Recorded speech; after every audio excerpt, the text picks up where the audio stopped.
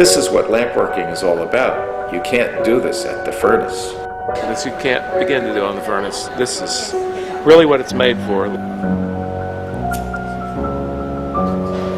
The glass tells him, depending on what color it is, whether it's going to move or not move. And for example, with tiny feelers on a bug, he uses a lighter to just move the antenna a little bit so it's absolutely perfectly symmetrical with the other antenna. Symmetry in glass is always a problem. Making a vase with two handles symmetrical and exactly the same is a big problem.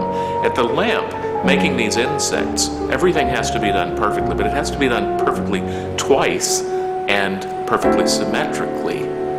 That's a magical thing.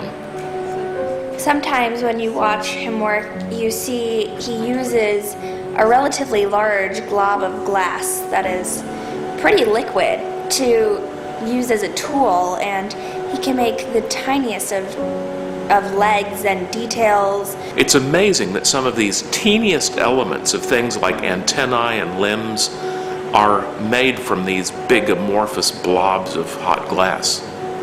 This is blob control to the nth degree.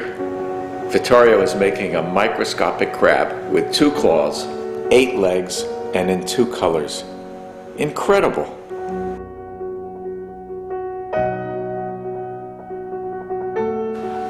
This is the smallest lamp-worked object I've ever seen. This may be the smallest lamp-worked object ever made.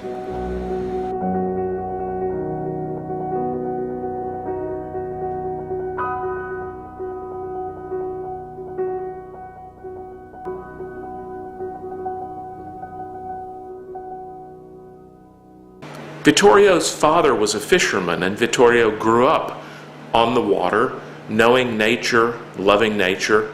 The octopus and the fish are really, for Vittorio, a part of his history. Those are the things he saw coming out of the water in the nets with his father.